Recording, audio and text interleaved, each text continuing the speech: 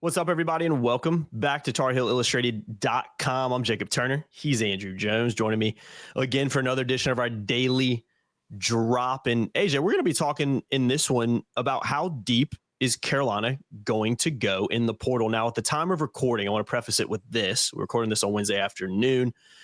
Jonathan Powell is the only guy that Carolina has landed in the portal so far, at least at the time of recording. This is extremely fluid situations, and that could very well change by the time this one comes out. So just understand the context in which we are talking right now in this drop, and also the guys that have left as of recording right now, essentially just being Jalen Washington and Elliot Cadeau. So obviously some scholarships to fill. I know this is one of those, seasons too, where scholarships go up, where you can have 15 on your roster, which, similar to like we've talked about in football, with the scholarships just skyrocket.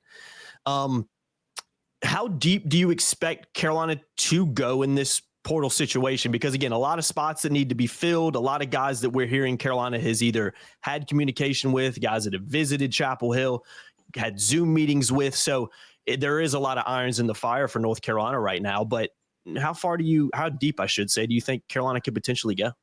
There are, but there's not as many as some people either think or would hope. It's not like they're talking to 20 guys or anything like that. Yeah, in part because they're not in a hurry. They're not in a hurry. I didn't really want to get in this part early, but I guess I will now, because April 7th is when revenue sharing kicks in college athletics, and the ACC allows the schools to determine what the revenue sharing split is going to look like.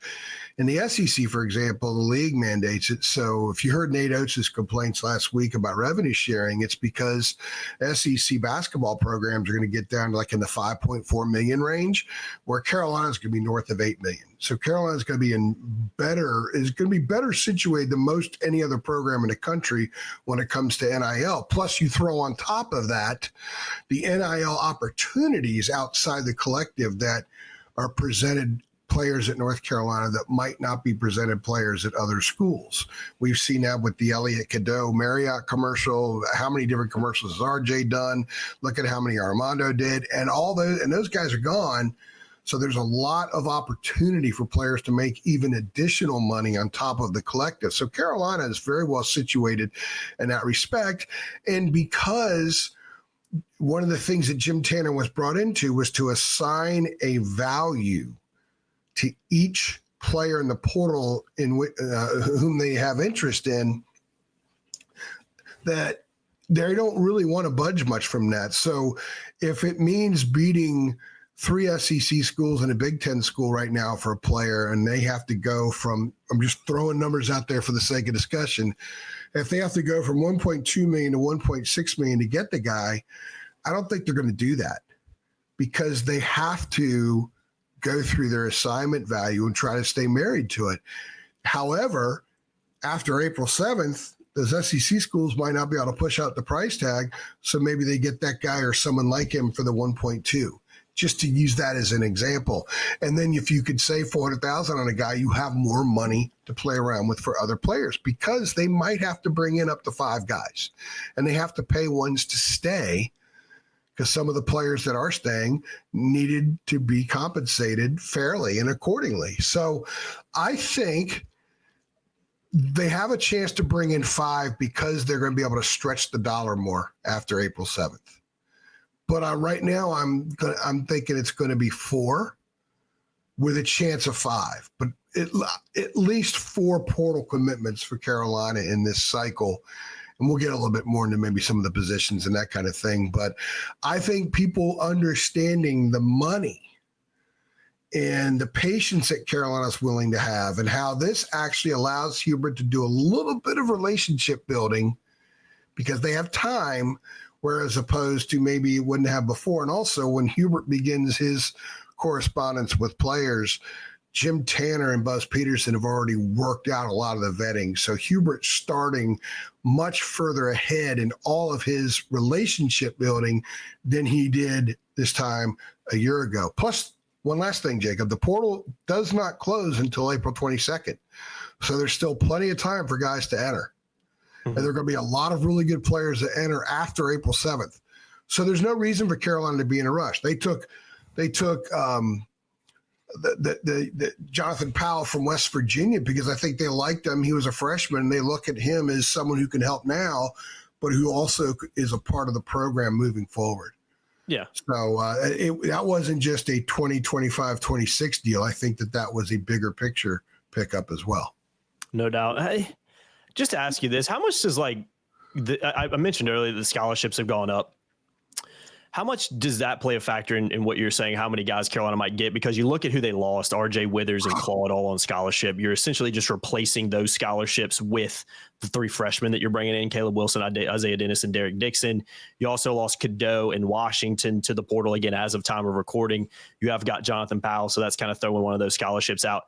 Do you think, I know you can have 15 scholarships, but to me it seems unlikely that you would give out 15 scholarships. It seems like some of those would be given to walk-ons, because if you have 15 scholarship guys on your roster that can all play, that's just a disaster waiting to happen, if you ask me.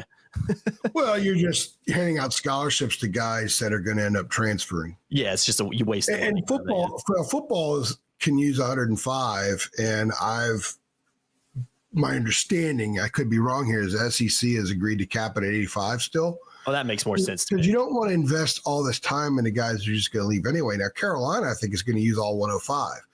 Belichick also has been bringing in a lot of dudes and, for lack of a better term, throwing a bunch of guys at the wall to see who sticks. It's sort of like sales. You hire a ton of people to do door-to-door sales, and if 4 or 5 of them try to be superstars, 4 or 5 are pretty good, and the rest quit. You just keep throwing people against the wall to see who are your superstars and your pretty solid ones and try to build that way. I think football's going about it that way. Basketball, I don't think is going to go about it that way. I think the guys they bring in, they think, A, can help next year in some capacity, whether it be an 8-man or 9th-man role. And we've seen during the NCAA tournament where that depth is big with foul trouble and styles, being able to have enough dudes on your roster to handle various different styles, I think has become one of the important revelations that people have had in college basketball the last few years. And I think that's something that Hubert clearly understands, and he spoke about in his last radio show, and he said, we need to get bigger.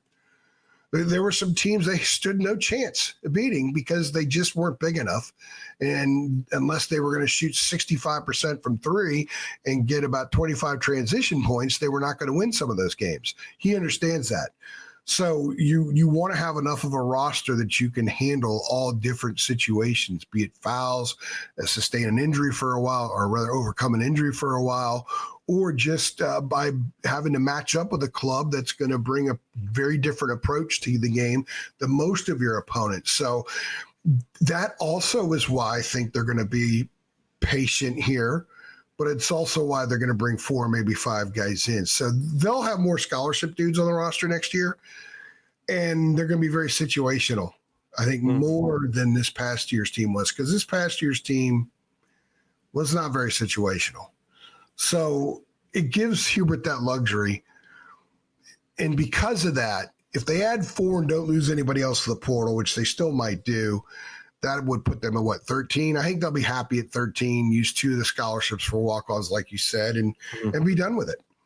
Yeah, and I think that makes a ton of sense. You alluded to it earlier, but let's end on this. Potential positions that Carolina might be looking to fill. Again, I'm going to keep saying it like a broken record. At the time of recording, Jonathan Powell is the only guy Carolina has landed, and that could very well change by the time this comes out. So don't get on us in the comments if we're talking about stuff that has changed. He comes in essentially as a 2-guard. Obviously, Carolina needs a big. Obviously, Carolina needs a point guard when you look at them losing Elliot Cadeau and RJ Davis. Still guys that could potentially leave the program or transfer, go to the NBA. Still fluid situations there. As of right now, what positions do you think Carolina might continue to fill, again, with the understanding that Powell is already here? Well, they have to get a point guard.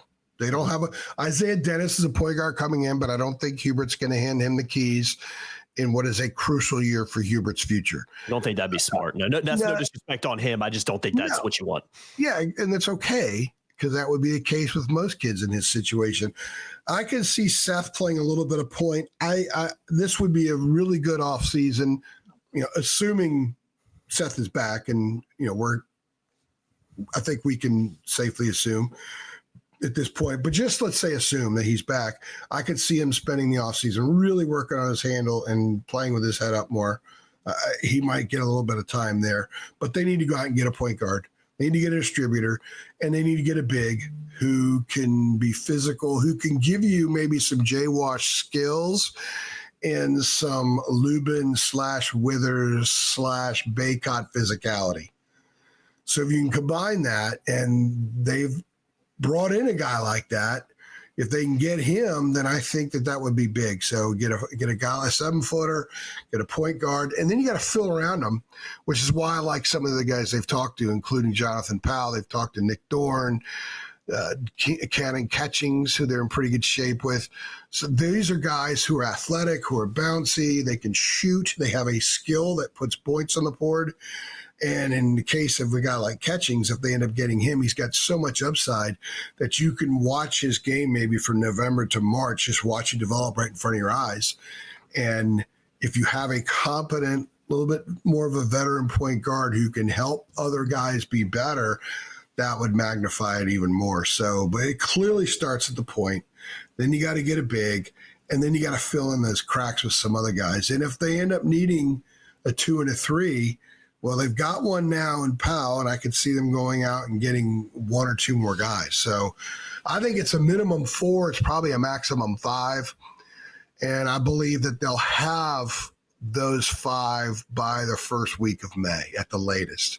Because once they get through this period and the April 7 period starts with revenue sharing, I think they'll be in a better position where they can say, okay, let's pin our ears back and go get what we need. Yeah. Because the competition financially is not going to be as great. Mm-hmm. And you want to get your business done early too. Ideally, you don't want to be. Yeah, well, you want these guys there when the exams are in a month, and then everyone's going to go home for a week or so. You want them there on campus, starting to build those relationships in May. One of the things that Cade Tyson impressed me about last year was that he got there right away. He was there like May 10th, and if you saw Cade around the team this year, that take away the basketball stuff, but there was a clear meshing. And I think it helped that he got in there, because by the time they got to March, even though Cade didn't have a great year, he had already been in the program 10 months, basically a year. Mm-hmm. So that's what they want. And the more guys you bring in, you want to get them in sooner, because you want to really develop that basketball chemistry, the off-court chemistry, and you want them to start ingratiating themselves in the Carolina culture. Yeah, and I think it's even more important when you look at this offseason, because Carolina just doesn't – they just have a sheer lack of, guys that have been around the program for a long time. You mentioned Seth Trimble. We kind of expect him to stay, but, he's the guy you kind of look at and be like, well, he's been around the program 4 years. And then after that, it's a pretty steep drop-off. You're not talking a couple years ago, we had RJ who was going to his 4th year, and Armando going into his 5th year, who kind of carried that torch. And then you bring in experienced guys to go along with it. That is a little bit easier of a meshing period. But I think when you look at the just sheer amount of roster turnover and lack of, veterans in the program right now, getting these guys in as soon as you can and getting your business done early is some of those small percentages that can make a very big difference once the season comes. So, yeah. No doubt. We'll see, man. We'll see. But yeah, good stuff, AJ. Good stuff. And again, if you are a premium subscriber at TarHillIllustrated.com, you would be privy to a lot of this information already. So make sure you guys head on over there. $8.33 a month. Links in the description below. We're also giving out free subscriptions to Tar Heel Illustrated when we hit our milestones on Twitter, Facebook, and YouTube. We have hit the 12K mark on Facebook. I know AJ's already given away some free THI subscriptions over there. I'm sure he'll be giving some more, trying to hit 40K on Twitter. And we're very, very close to 20,000. Heck, by the time this comes out, we could be knocking on that door or even over it on YouTube. So you can help us out by subscribing and hitting that notification bell below. Get involved in the comments. Who do you want maybe Carolina to go get? What guys are you seeing in the portal that you like? What do you think would be a good number of guys to bring in? Get involved. We want to hear all your opinions below. I've been Jacob Turner. He's been Andrew Jones. Another edition of our Daily Drop. We appreciate you guys as always, and we will see y'all next time. Thanks. Thanks.